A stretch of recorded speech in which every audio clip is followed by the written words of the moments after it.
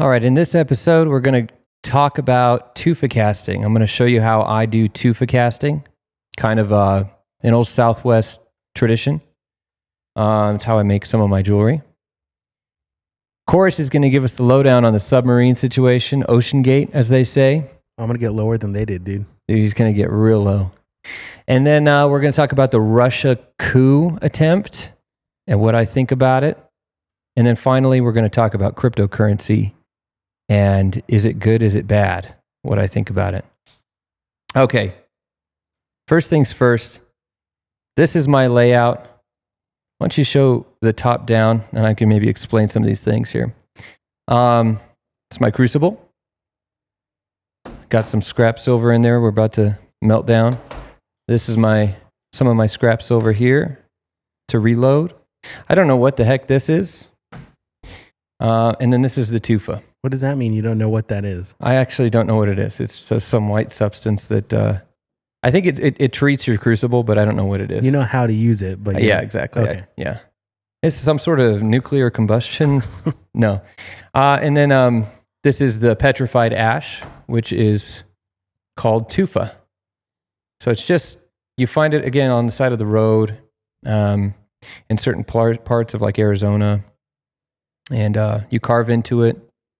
And it's just a way to cast stuff. So before I do much, I'm going to start it off with carburizing the tufa, which it already is. It's what makes it black. So when you carburize it, just use the acetylene here. It prevents the silver from sticking to the tufa post-cast.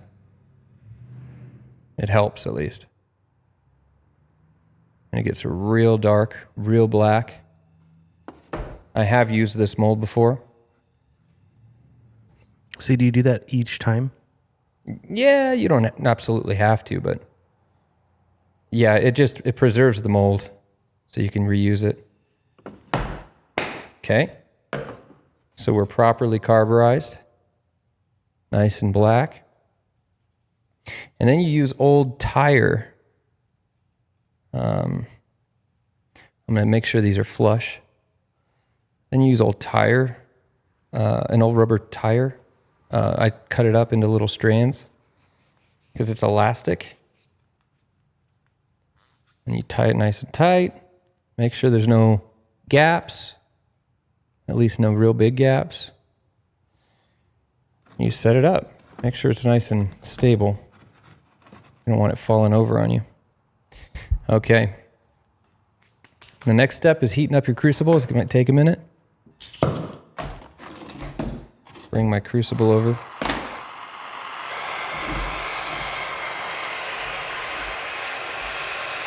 The other day I was doing this and my crucible fell off of my table and molten metal everywhere. No way. So lucky it didn't get on me. That could have been bad. Yeah. Well, it burned right through my rug. Wasn't wise. We're in a big garage here. I wouldn't say there's a ton of ventilation right now, but enough to where it's okay. If I was doing this all day, I'd probably get a headache. Wouldn't be good, but do the top down. See how red this stuff is?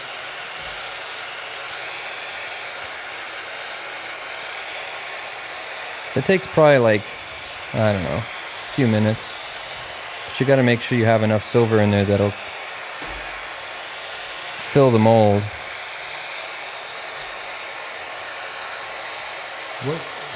What fuel do you use in that tank? It's an acetylene tank.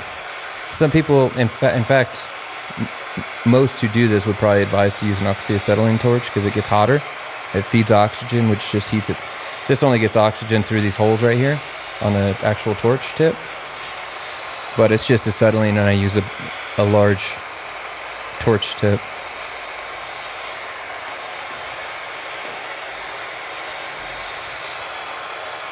I'm running actually pretty low on gas here, but should be fine. Throw some of this white substance in, and it goes up. That's kind of cool. That looks incredible.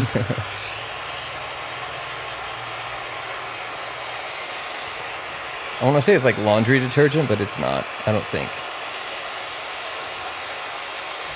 I heard something like that.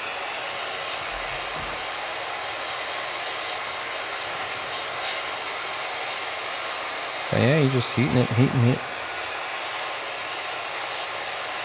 I'm on my last tire because when you miss a little bit, it'll melt the tire. It's my last piece. I need to go get some more.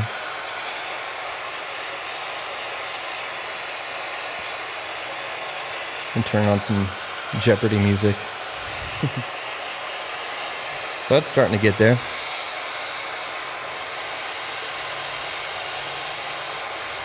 Not a lot of people do Tufa casting anymore. It's kind of a primitive thing. A lot of people use regular lost wax casting, other types of casting. I like this because it's very remains one of a kind type of thing, and it's less commercial. Not to say that the other type of casting is bad, but this is just what I utilize for some of my heritage pieces on my website. So we're getting there.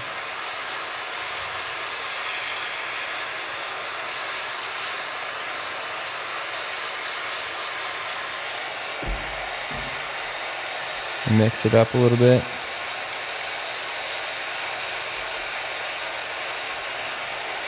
The first cast always kind of takes the longest because the crucible's got to heat up.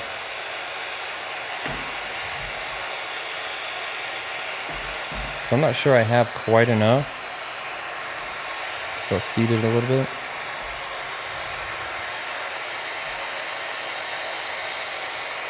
So you can use old scrap metal here, not scrap metal, scrap silver from previous projects, which is cool because it recycles. You kind of get to maintain some of your value for scrap. Some people just trade it in for cash or whatever, store credit.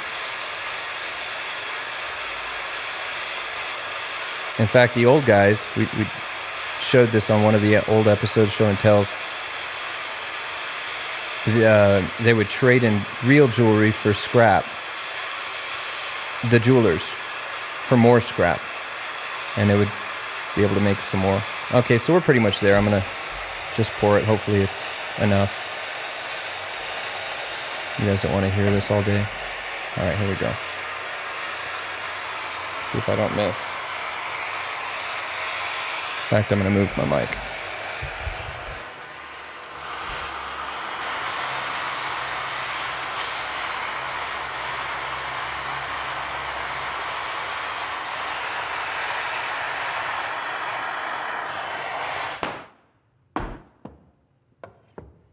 Okay. So it happened. I don't think I missed anything here. You want to wait for it to get less red. You could see that it was red. I did miss slightly here. I like a couple spots here, so should be fine. Okay. Now the reveal. Did it flow?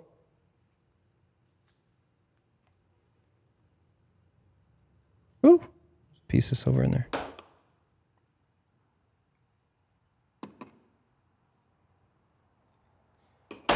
Okay, let's see.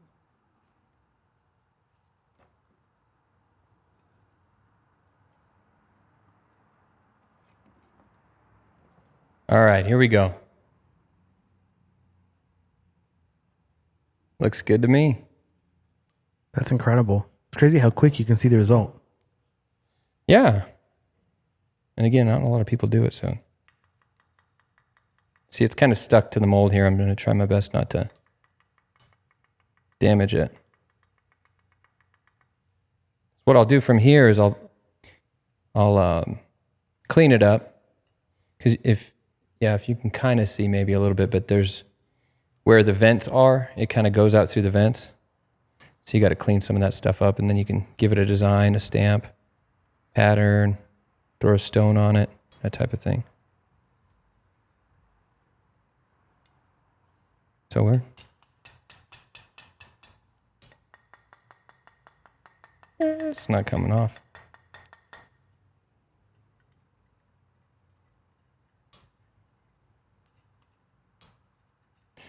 Might damage the mold here.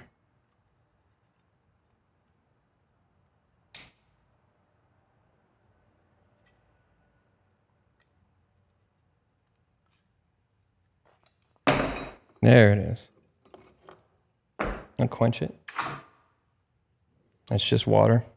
Pretty much immediately after you can handle it. So cool. I think it came out perfect. So that's that. Now you guys know how to Tufa cast.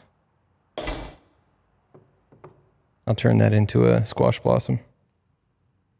You guys witnessed the casting of the Naja live. All right. Before we start the show, real quick announcement. Last week, I made a bunch of these Sierra Nevada turquoise rings, and they are currently available, actually. So you can head on to chadbarela.com. These will be in my heritage section. I believe there's 21 rings, all handmade by yours truly. Thank you for all your support. Let's get into the show.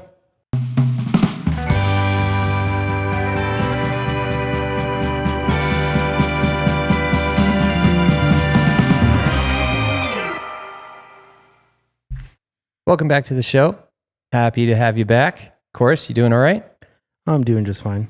Very cool. Chorus is going to do something fun, a little different this show. I asked him if he would tell me what's the situation with Ocean Gate, with the submarine. So he's going to teach me some stuff here. We'll see. We'll see how much I actually know about this. But okay, so apparently there was this deep sea craft that was supposed to be taking all of these rich people, all these millionaires, on an excursion to visit the sunken Titanic. And this is footage of the actual submarine here. Deep submersible diving is very dangerous, but it's high tech, you know. So there was a lot of safety concerns. Is this a common thing that's happened, or is this like a pioneer run?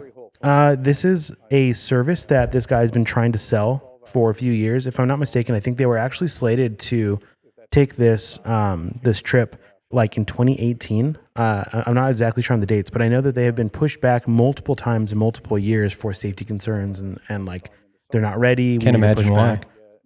Yeah. It's super, super weird. The other thing that's concerning is that there was weird stuff financially happening. So like the CEO of this business charged a family like $200,000. It was supposed to be these like payments that were being made slowly. And then at one point he just invoiced them for the rest of the trip. Said, hey, we need the payment in order to make this happen like overnight. So they go ahead and pay, and it seems like they kind of rushed the whole situation. But the more people dove into the actual way this thing functions, let me pull up this video for you. So I have a question. Okay.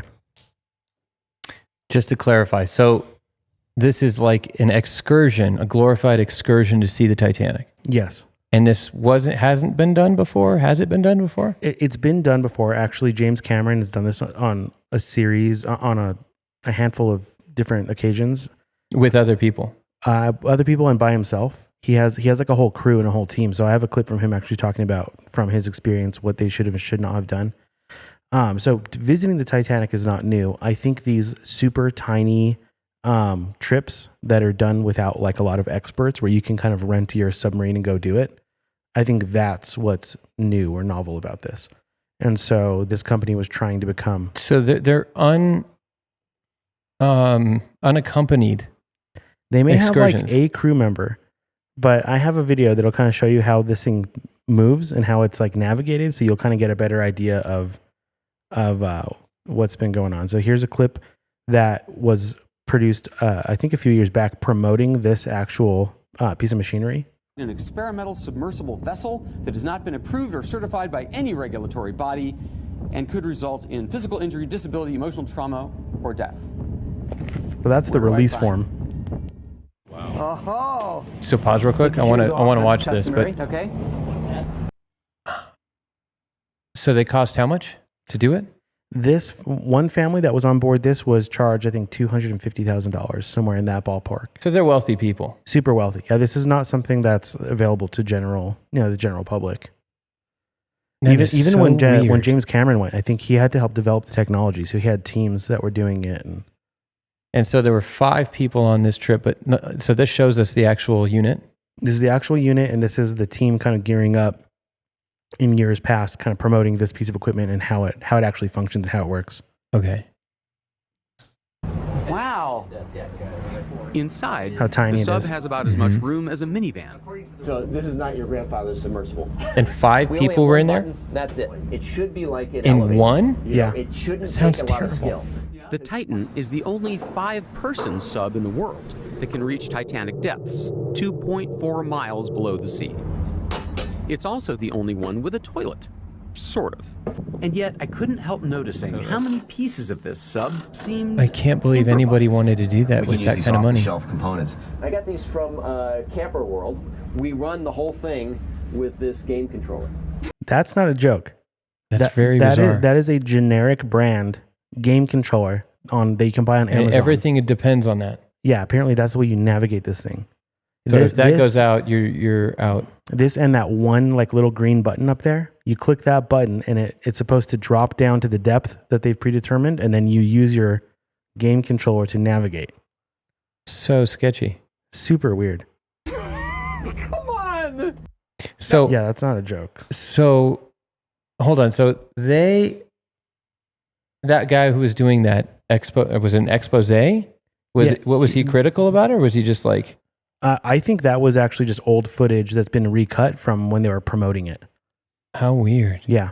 That doesn't seem like a very good promotion because they were laughing at the technology. Yeah, I think, maybe it's like, Yeah, it's that's so like easy. How crazy that we live in a time when you can get to the Titanic with a little game controller. You know? How weird. And so this was the first excursion in one of these things. They have done them in the past, and they've had issues, so they've come back up, or they haven't gone as long as they thought.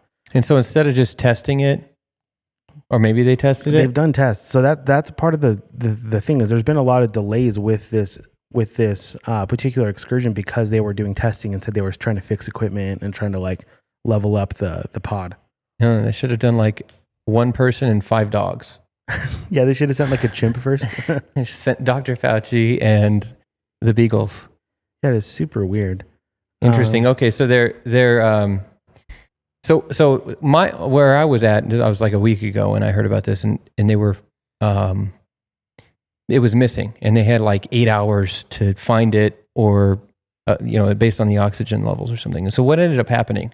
So the timeline of events is kind of sketchy here. After it was confirmed that they found all of the material of the craft, like on the bottom of the ocean, the Navy came out and said, "Oh, by the way, we think we heard that thing implode like days ago.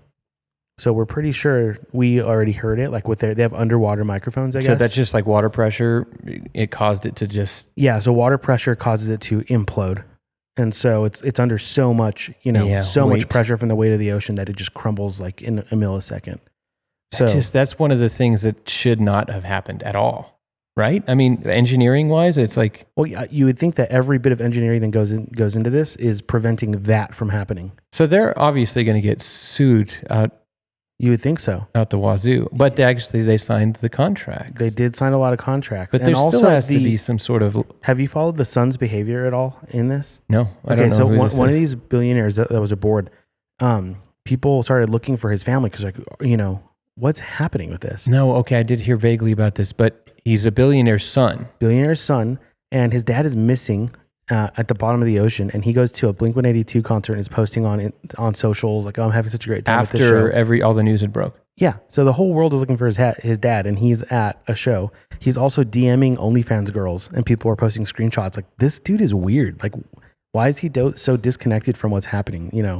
Very weird, odd behavior. Huh. So there's just a whole situation. What made me think of that is like, oh, is their family going to sue? I'm like, well, this guy seems like he's oblivious to the whole situation, doesn't care what happens. Yeah. Very odd. So yeah, the whole timeline of events is weird. They don't know, if that was for sure the explosion. If the implosion event was when it actually happened. When the audio that the Navy heard. But Did they find the wreckage? They found the wreckage. They found the controller. I saw a picture of the controller. No, there's no way. They did. Maybe it was a meme, but I swear I saw a picture of a controller in the water. That's crazy. I mean, in the bottom of the sea. Bottom of the ocean. Yeah, maybe they did. But yeah, and then there was this other occurrence that happened that was like made this whole thing more eerie. And it was like the day before I think they found the wreckage or they ran out of oxygen. They reported they heard tapping, like knocking and they were trying to figure out where the knocking. Oh, and it was coming from. consistent, right? Yeah. So like, are they trying to like send a signal? What's happening with the knocking? But if that original explosion sound or implosion sound was them, dying multiple days before that, what was that sound? So that's a whole other weird layer of like, what was that you were listening to? Fish ghosts. It's all fish ghosts from the Fish bottom ghosts, of the. yeah. No, that's a joke. I wasn't serious, everybody. Okay, is that it? Is there anything else? Yeah, here, I'll play this clip for you. It's just interesting that James Cameron, the movie maker James Cameron, if I didn't make that clear, So he directed Titanic. Okay. And he is an enthusiast with submersibles and the Titanic, and has made multiple descents down. At a certain point, he was like the person who had the world record for the deepest depths of human travel. Oh, wow. So he's pretty well versed on this kind of thing, and he posted this video a couple days ago. So OceanGate shouldn't have been doing what it was doing. I think that's pretty clear. I wish I had been more vocal about that, but I think I was unaware that they weren't certified because I wasn't really studying it. I wasn't really interested. Stockton Rush asked me if I wanted to go out there and dive this season. That's the founder of the company or something? James Cameron, director of the movie Titanic and an underwater explorer, has made more than 30 dives to the wreckage site. It's not lost on me as somebody who studied the meaning of Titanic, that it's about warnings that were ignored. That ship's lying at the bottom of the ocean, not because of the nature of its steel or the nature of its compartments, but just because of bad seamanship. The captain was warned. There were icebergs ahead. It was a moonless night, and he plowed ahead. Wonder why he would do that. I wonder why he would say seamanship. No, I'm sorry, I'm so immature. Have you ever heard of the conspiracy theory about the Titanic?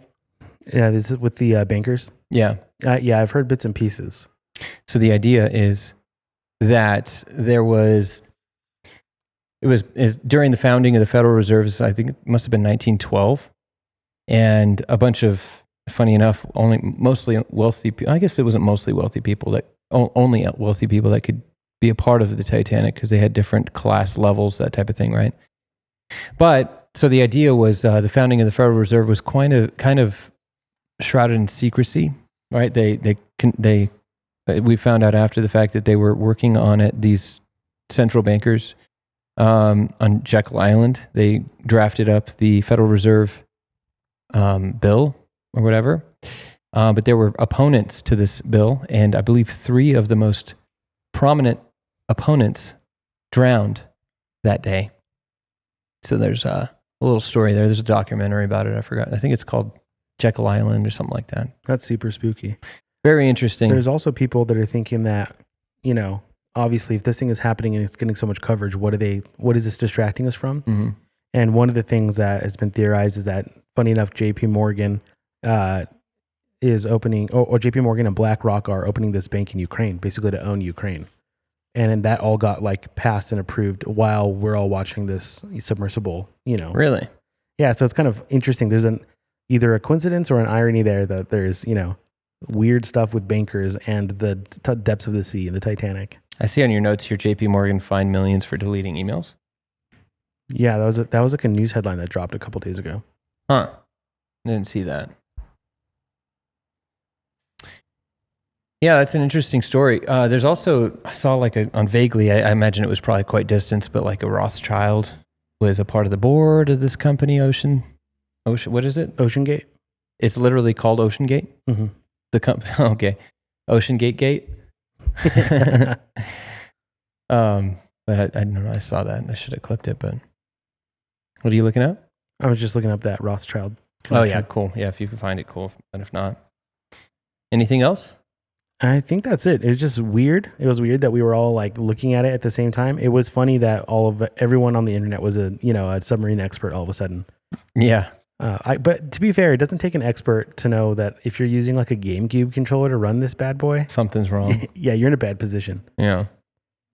Well, I didn't pay too much attention to that. I became a Russia expert, a Russian coup expert. Didn't we all? Over the week, and an armchair expert. Oh yeah, this was literally me. So I went to sleep listening to this space. It was the 24-hour space that happened on Twitter And at one point, there was like 125,000 people listening live on Twitter Space. It's pretty nuts.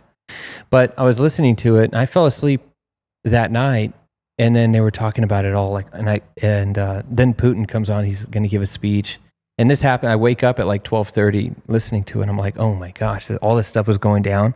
I was like riding this thing like a wave. So I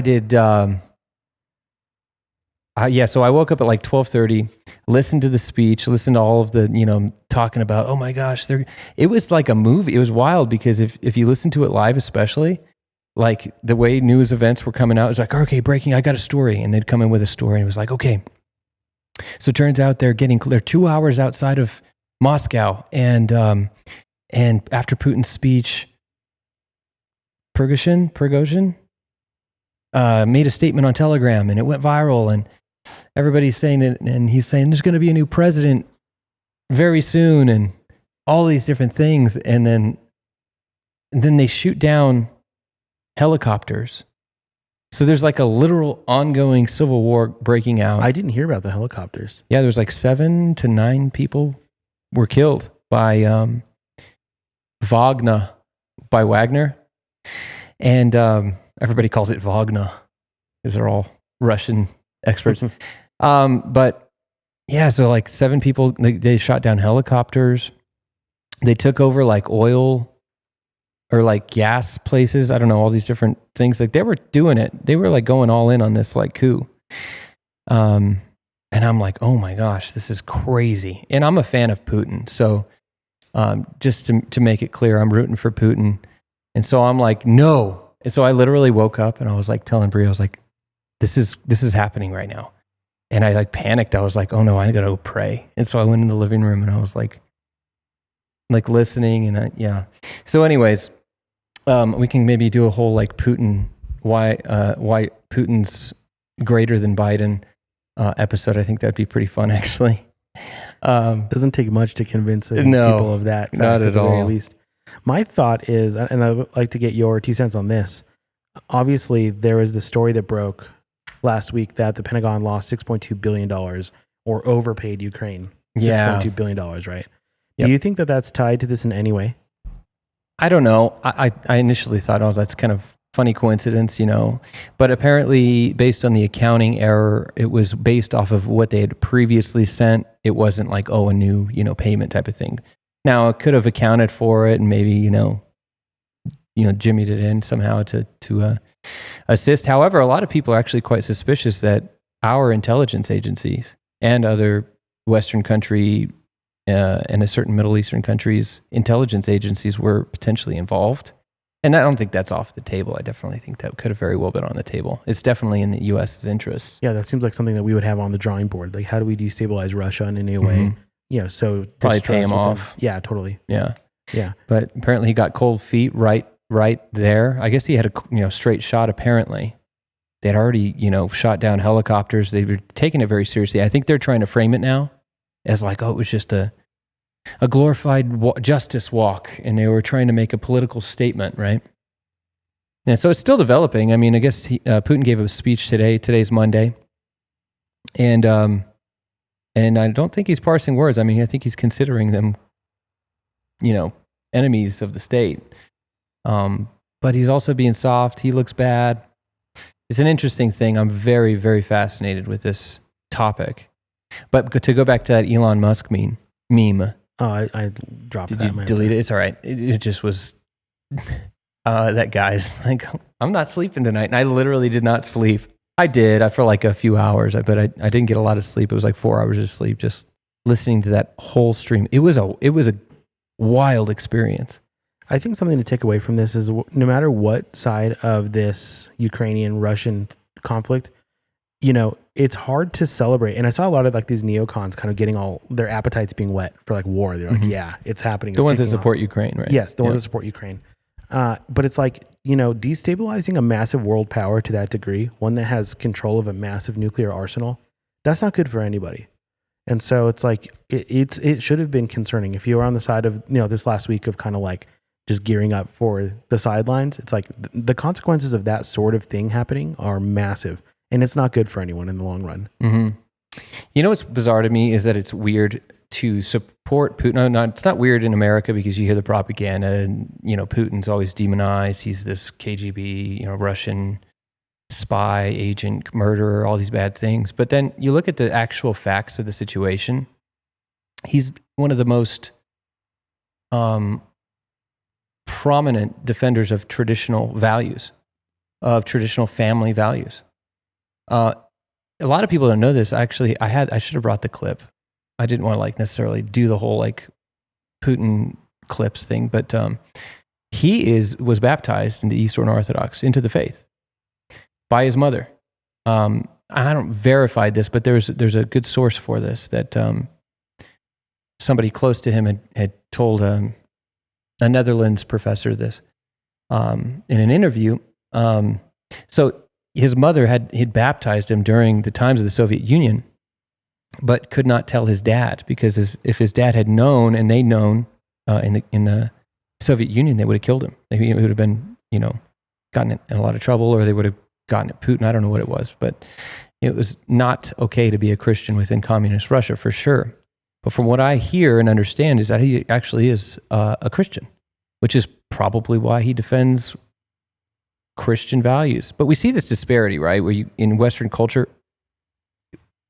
you see Pride Week at the White House, where our country, now I love America, I love American values, but you see a disparity where there's an inconsistency. We've been subverted. And our country, at least under this presidency, does not represent my values. Now, Putin, on the other hand, he does. What's funny is, so pull up that tweet of I think it's a bunch of girls. This is going viral today. It's not just girls, but there's all young Russians singing, I am a Russian. And they're all in shape, or at least not out of shape.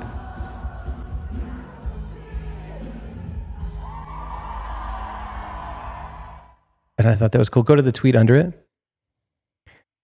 Because there's a tweet under it that's I never knew this. Let's watch it, actually. I think it might be a little long. We can cut out of it. But it says, did you know that Vladimir Putin... Russia's president, he's passed a law that any Russian who grows or sells genetically modified foods is to be considered a terrorist. Awesome. He's even giving land away to Russians who will grow food organically, non-GMO. You put his name and GMO in Google that, and you'll read the spiel. He says, we Russians look across at the West, over-vaccinated, over-medicated, overfed, sitting in front of boxes every night in their lounge rooms, eating food that has no nutrients, he said, and we know it's weakening the West. Is he right? Absolutely right. That's good. Unfortunately, Monsanto... So yeah, sounds good to me. I mean, we can't get away from modified foods, genetically modified foods. So for the sake of the audience, why don't you clarify your support of Putin just a little bit? I think we're close friends and we talk about it a lot more than the audience will be allowed to get into this conversation. But when you say Putin upholds the values that you value, that are in alignment with you, you're not talking about the hot button things that the rest of the world views Putin in. Because when other people hear that, they hear, oh, okay, so imprisoning political opposition and news outlets and and reporters. Yeah, no, he's not. Definitely he's a dictator. But so was David. King David was a king. I mean, so I don't think that immediately disqualifies him. I'm not saying he's like a perfect saint, but what I will say is that since his getting into power, from what I understand, he's gotten rid of many oligarchs who were lording over the people, and a lot of the power has been distributed back to the people. Now, of course, he's kind of king of Russia, but is it possible he's a benevolent king? I think it's possible. I think he's definitely done a better job of a lot of our Western leaders. I think that's not a full endorsement, but it is to say, from what I see, I mean, I support him over China, over a lot of, American leadership. But yeah, whenever people like try to make him bad name, I was, like, especially during the Trump era, like Trump's, a Russian spy, all these different things. And it obviously wasn't true. It came out, it wasn't true. But they use it as a dirty name and they slander people and they kick out their opposition media like RT, Russia Today television. They can't, they're not welcome in America anymore. But they used to provide some of the best Ron Paul news. I don't know if you remember, but some of their news was actually quite good. Now, of course, it's like sponsored by the state, and so you can't necessarily trust it, but come on. You guys know we're going down a rabbit hole here on the topic, but maybe it's worth it. As far as, was it Project Mockingbird? There's like a CIA operation to get, operatives into the media and their assets of the state and to the media. In fact, Roseanne Barr has a podcast out. She just has 2 episodes out. But she talked about in her first episode, she talked about how during Obama's administration, I forget what the law was called, or it was either the law was passed or repealed. I forget what it was. No, that's different. But it was effectively that the government could propagandize its own people legally, whereas previously that was not the case. This is the U.S. government. The U.S. government can this is the U.S. government. propagandize its own people. And of course that should be illegal. I mean, you should be able to trust, your government. I don't. I think you'd be naive too. God bless you. But yeah, rooting for Putin.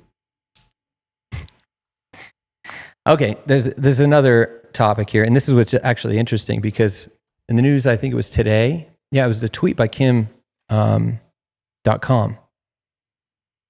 So I'm I'm very fascinated with crypto. Have been for a little while now. So Kim.com, he's prominent, internet figure. I believe he did a mega upload. He did a lot of early internet. He made a lot of money during that time, but he's also kind of affiliated with the Julian Assange people. That whole my kind of people. Yeah. The libertarian crowd. I think he's kind of in that world, right? Well, he says in his tweet today, I think it was today, Biden is trashing crypto. And now BRICS, Brazil, Russia, India, China, and South Africa, plus, and they're doing plus now, that's cool, embraces crypto to accelerate de-dollarization. Genius. So you see in this war where what's funny though is that China banned, Bitcoin famously in 2021, and they've done it multiple times. And then they introduced their central bank digital currency. This is where we're at, right?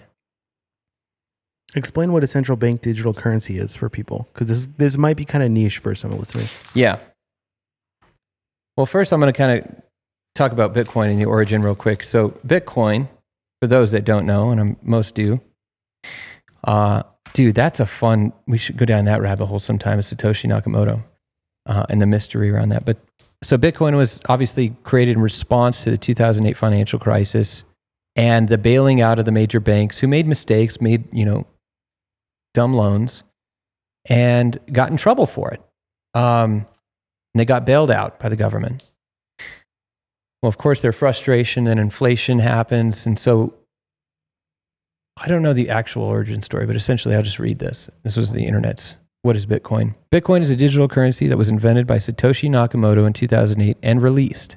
Its origin story remains shrouded in mystery, but it has undergone rapid growth to become a significant store of value both on and offline. Some businesses began accepting Bitcoin in addition to traditional currencies from the mid-2010s. The identity of Satoshi Nakamoto could have an immense impact on Bitcoin's economics and internal politics. There's a lot of mystery there, but anyway, that spawned like a new technological era of cryptocurrencies. And so because I believe it was open source, that technology was able to be copied, duplicated, and turned into all kinds of different things, which is it's going to become what they call Web 3, which is like third generation of the internet.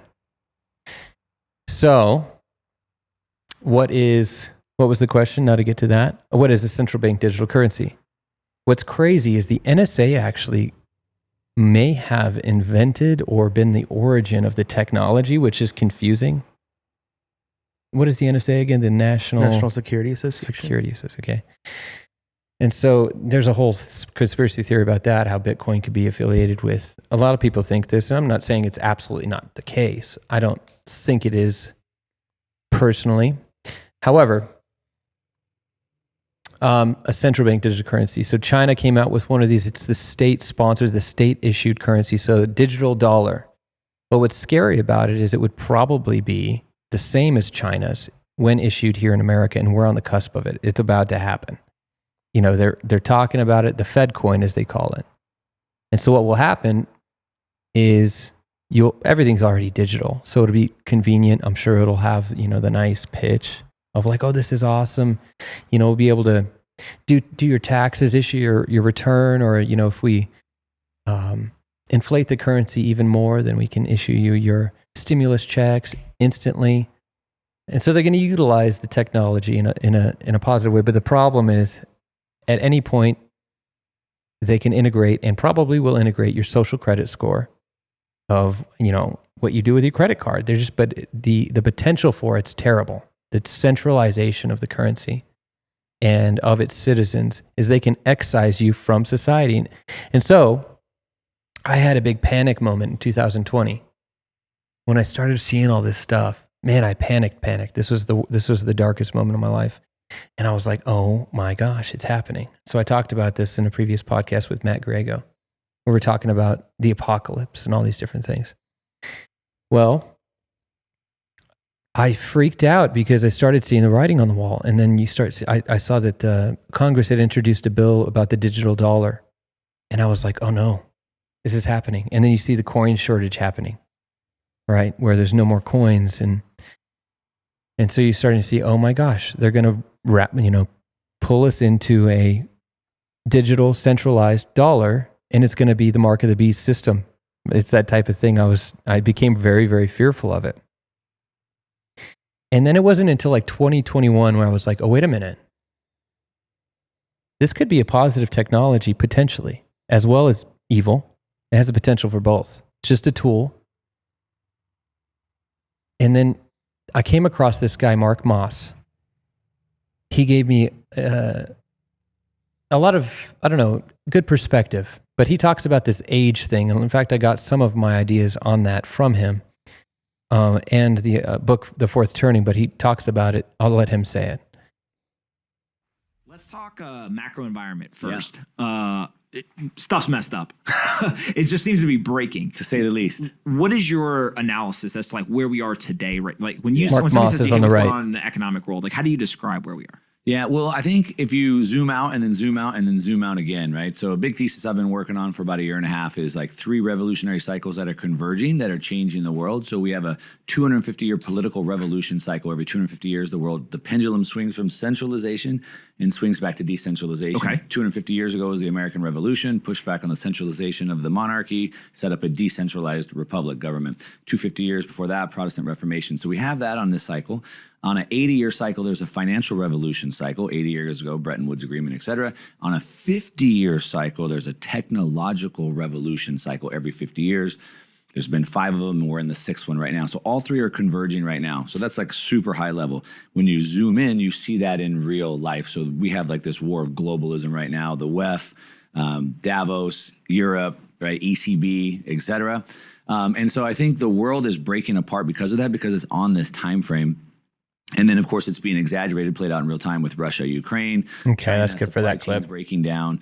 So I like that he kind of, I guess he has a thesis. I probably should have looked that up, but I just kind of wrote some notes. But I remembered that. That always stuck with me. First, he says the 250-year revolutionary cycle. And so he's, as through the Christian Protestant perspective, the story of the Protestant Reformation, you have the centralization of the Catholic Church. Everybody that was a Christian within, Europe was a Roman Catholic. And the problem there is that the people didn't have access to the scriptures. The only way that they could have access to the scriptures was by, their priest teaching it to them. And So then the technological revolution of the printing press happens, right? And so you have that allows the Bible to be printed in their own language, in German. And so that happens, and then the power gets distributed. So there's this, big decentralization event that happens through this revolution, the Reformation. Positive event. I see it as a very, very good event. 250 years or so after that, you have the American Revolution, where you have Great Britain's trying to lord over Americans, taxation without representation, and they come together and they create a republic, power to the people. Awesome. Now he says that it's about to converge, right? We have the 250, and then he says the 80-year financial revolution cycle, and then you have the 50-year technological revolution. He kind of ties it to the railroads, like you said, different technologies, how they disrupt the order of the earth in the world, how it operates. And it's good because it disrupts, it shakes things up, and the people that have gained and obtained the power over those 50 years or whatever, they won't be the ones at the top necessarily anymore. You have innovations, you have other people that are taking advantage of these things, early adopters, whatever. So that's kind of how I see crypto.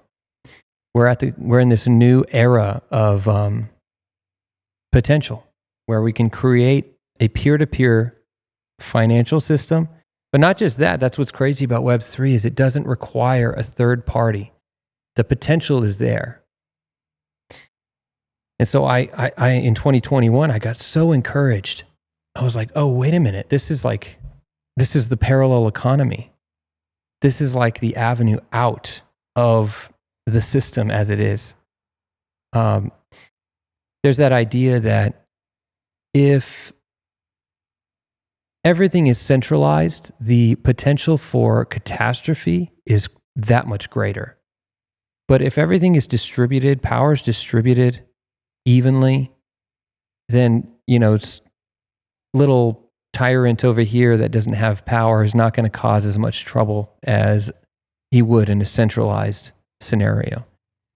And so, yeah, I'm a big fan of the idea of distributed power. And I think that crypto is really going to do that. So I'm a big fan. And so there's this guy, Charles Hoskinson. I follow this guy. I have for a few years now. But he's the creator. He was originally with Ethereum, and then he branched off from Ethereum. And I think there was some drama there. And then he ended up creating Cardano. So Cardano, ADA, is one of my preferred cryptocurrencies. But Charles Hoskinson came out, and he's very based on a lot of this stuff, of course, but specifically in regards to decentralization and distributed power. It's like the 1930s staring at the 1940s. Everybody knows something's brewing. They don't quite know what exactly is going to happen, but they know nothing will ever be the same again. The reality is that we have a great convergence of trends and technologies which will completely redefine everything from how our governments operate to who's in control to who has a say over how your life goes. So quickly we noticed the COVID lockdowns, how we all went from living in a free society to not. How quickly can things change with the world of generative AI? With global transnational agreements being signed, where nation states no longer have full say over their people. And yes, finance is going to be in the crosshairs. There are people who want to create CBDCs. And these CBDCs are not just about more efficient money. They're not just about somehow getting rid of cash because that's better for society, according to a few. They're about putting the control of what you're allowed to spend your money on into the hands of people you've never met, you don't vote for, and are unaccountable to any legislative process. And in some cases, don't even live in your country. If, for example, you've already filled your tank of gas, this is where it gets scary. Maybe you're not allowed to do that until next week because you've got your weekly allotment. That can be decided by a bureaucrat, not the president, not your congressman, but by someone you've never met from an agency you probably don't even know about. The same can be said for any activity that's determined to be not socially beneficial or fit into a particular agenda. This system is not a hypothetical scenario. It's one that's being put into place with social credit in the People's Bank of China today, right now, for over 1.5 billion people. Crazy. And has already been deployed, thanks to partnerships with Tencent and others, to over 200 million people. So that's good. But Here yeah, in America, there are. I mean, he gets it. He's been pioneering and he's kind of creating the life raft or one of the life rafts. And I think that's what's cool about it in general. Now, of course, I'm approaching this at the very ground levels, assuming you don't know anything. But, you know, there's currently, and I don't think it has enough attention. That's part of why I wanted to talk about it. Not that I'll give it that much more attention, but I think it's like a critical moment right now where the SEC, this was like a few weeks ago, is attacking Cardano, calling it a security separate from Ethereum. Therefore, it cannot be exchanged on Coinbase and Binance. And then they sue Binance. The SEC sues Binance. So there's like this there's this real concerted effort to attack seeming, cryptocurrencies or altcoins. And then, funny enough, they come out with the Bitcoin ETF that gets approved, and BlackRock is a part of this whole situation. And so they want to be the middleman between the people and the coin, which makes it difficult. You're going to try it, and you can trade in it like a baseball card or something, but you can't necessarily use it as a means of exchange. I think that's where the threat is. We're peer-to-peer. That's where I'm at, because then you can create a parallel economy. Yeah, the second you can develop an efficient point of sale that's convenient to use, right? Yeah, that doesn't utilize the credit card systems, the banks, that's next to free. You don't have to pay, 5% or whatever the, credit card processing fees or whatever the fee is, 0.5%, whatever it is. But what's crazy is he called it, actually, I think at the beginning of this year, beginning of last year. He's like, get ready. It's going to get heavy. They're going to come after us. They're going to try to make it illegal. You know that they banned citizens from having gold, or they had to confiscate gold during World War II. Mm-hmm. Yeah, it's crazy. So that's actually my primary, maybe not my primary, but my first concern with these centralized digital currencies is that a major issue we are already have in this country is asset forfeiture. People that are accused of committing financial crimes or suspected of them find their bank accounts frozen, their safety deposit boxes emptied out, and there's no guarantee that you'll get it back. And if it's that easy for the government to do that in the U.S. right now with physical assets, how much easier will it be for them to do that once we're all on a centralized digital currency? So I think it would be beneficial if you have a second to kind of explain why the centralized digital currency is different from a system like ADA and how that's kind of protected under a Cardano currency. Because for a lot of people, like, oh, it's digital, it's scary, Yeah. Well, I don't actually understand every single thing like under the hood as far as crypto is concerned, but the difference would be, say, from holding something in the bank is that, the bank could be, your money in the bank could be seized. It could be confiscated. It can, the Fed can. The problem is to confiscate your Bitcoin or your ADA or whatever it is, they have to have your private keys. Now, if you don't give them your private keys, they can't just go and get them. So you are your own bank. So with that comes two things, right? If you lose your keys, you lose your crypto. That doesn't happen with the bank, right? I mean, you have you're insured, FDIC insured to a certain amount with certain banks, right? If you lose, for example, when I had some money in Voyager, and I used Voyager, which was a cryptocurrency exchange, but they actually went under. This isn't a great case for crypto, but they went under and they ended up being bought out by FTX, which was the Sam Bankman-Fried whole situation. Well, I only had cash in that account, but they were FDIC insured, so I was able to get my cash out. All my crypto was on private wallets. They didn't have that. They weren't my custodian. So when you are your own custodian for your own stuff, well, the government has to come to you. Yeah, they can say, hey, you're being sued. We're going to put you in jail until you give us. They still can't confiscate it, and so there's that. And that's not to say they can't punish you or do other things to you if you don't give them that type of thing. But there's that. So that would make it different. Does that answer your question? I think so. I think that explains how, in that regard, this digital currency is different from something like a central banking digital currency, in that the government doesn't necessarily have its hands in your pocket all the time.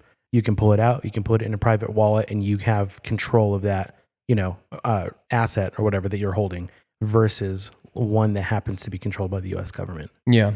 And then as far as CBDC versus CBD goes, where are they similar in that regard? Like, where can I buy CBD versus? Yeah, it's the same thing. It's same just, thing. yeah, I just wanted to clear that up. I knew there was a couple of questions out there for that. Yeah, it's the same exact thing. So anyway, so the SEC is going after Cardano, calling it a security, which is really just a technicality, which is, it's not that different than Ethereum, for example, but Ethereum's the chosen one in Bitcoin and a few others. But you have some that don't play by the rules, or maybe might be a fighter, like Charles Hoskinson, who's the founder of, or the creator of, one of the creators of Cardano. And so he's obviously a dissident to a degree. And so he's probably not going to play by the same rules where you have like DEI, ESG, those types of things. He's actually an opponent of the WEF. But you don't have to be, a genius to know that type of mentality is centralized. That is the social credit system being, imported onto you. And they'll force it on you with a central bank digital currency, and they'll probably bribe us into it, saying, "Hey, you want your stimulus check? Well, you got to get a bank account with central bank digital currency. You got to, get on board with the government here." Yeah. Did you collect your black square bonus this quarter? Yeah, exactly.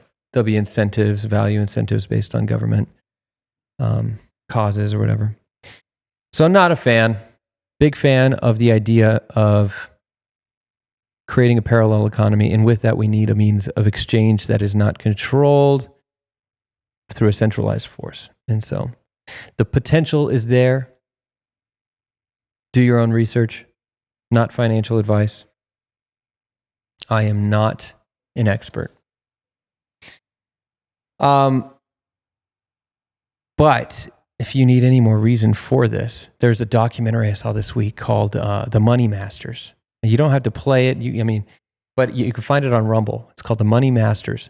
It's a long documentary, but if you're interested in the origin of central banks, because it's not just the Federal Reserve, it's like the Bank of England. They popped up in Italy, and there's a certain family behind it. But I'll let you do your research. Maybe we'll put all that stuff behind a paywall one day. We'll create a private members only party type of thing where we'll get into all this murky territory. But I think that kind of covers that. You had a question, or was that your question? That was my question. Yeah, I think that the kind of novice in this topic will see the correlation between digital currencies and be skittish. Mm-hmm. And it's worthwhile knowing. You should do your research because they're not all the same. Yeah, there are a lot of scams. There are a ton. So there's liberty. There's a chance for you to really be autonomous and to hold assets that other people can't control. But there's risks in that zone as well. Yep, for sure. Cool. So I think we're on to a final video, or no questions. Do we have any listener questions? Are we good?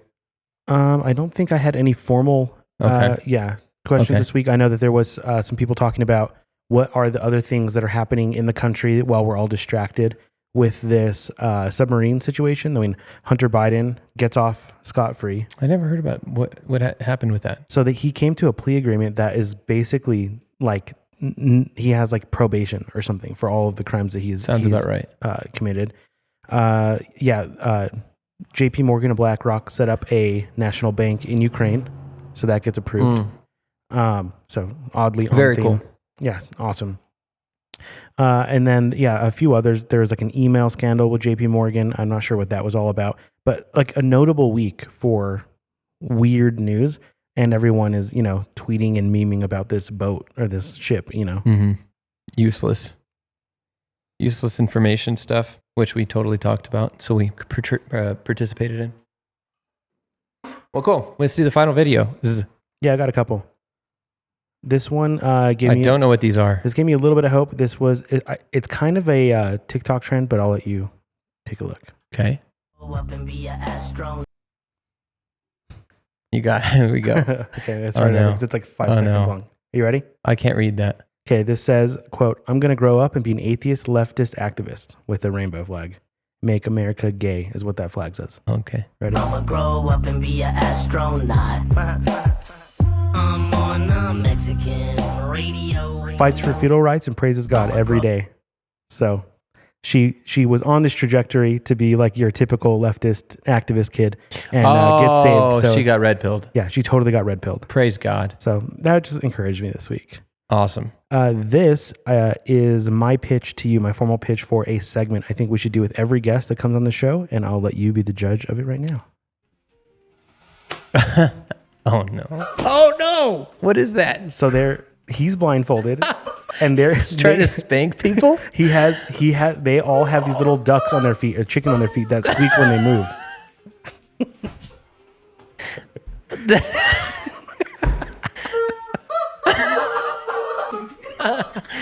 We definitely got to do that. I love how committed. Just imagine we get like a high-profile guest, and I spank them. Can you imagine me spanking Michael Knowles? This poor dude keeps getting whacked. That's funny. All right, so that's my formal pitch for that That's one. That's a great idea. Whoever invented that's a genius. Very fun. It's very funny. Oh, And that's then, it? One more. I wanted to share this clip because this is the reminder that we all outlived Greta Thunberg's doomsday clock this week. Is everyone okay? Are you all still alive? Because today is the day that Greta Thunberg said the world would be wiped out and humanity would cease to exist because of climate change. Yes, exactly 5 years ago on the 21st of June 2018, Greta Thunberg posted this tweet saying that fossil fuels and climate change would wipe us all out. As far as I can tell, yeah, I'm still alive. How about everyone else? And yes, everybody knows it wasn't her writing those. There's no way she was the person of agency writing all of this stuff. I believe there was an actual story about her dad being like a Fed or, the equivalent. Some connected in some yeah. way. And then, so she was the proxy. We should build a website that is all of the ecological doomsday clocks that have all passed. AOCs. Yeah, there's like 7 of them, and they're all like in the negative now. We should be counting the days since the end of the world. So AOC has a doomsday clock, doesn't she? She said 12 years. We have 12 years. She said that like 3-4 years ago. So I'd be curious what year that is. We should. I think we're past it. It was not 12 years ago. She said 12 years. I don't know if you find it. I'm not saying like a formal clock. Okay. Well, either way, we're still alive. We're still kicking. We're still driving gas cars. We're also driving electric cars. I'm going to get my Ford Bronco, whether or not it's illegal by the time I get it. You want like an old school one or you wanting like a new one? 70s. Yeah, that'd be nice. Okay. That's about that. Couple things. If you hold crypto, you like crypto, what coins do you hold? Comment below if you're on YouTube. If you haven't left a review, leave a review on Apple. That would help us. We're trying to get the show moving in the algorithms, okay? And hit the like button, subscribe to the channel. Subscribe, follow us on Apple Podcasts, Spotify, all the things. Again, help us out. Let's try to reach a bigger audience, and we're going to try to get some people on the show, do some more collaborations. And I've been a little nervous about it, but I think we're going to have fun with it. I think we're ready. You think we're ready? I think I'm ready. Okay. Thank you for watching the show. I love you. Bye.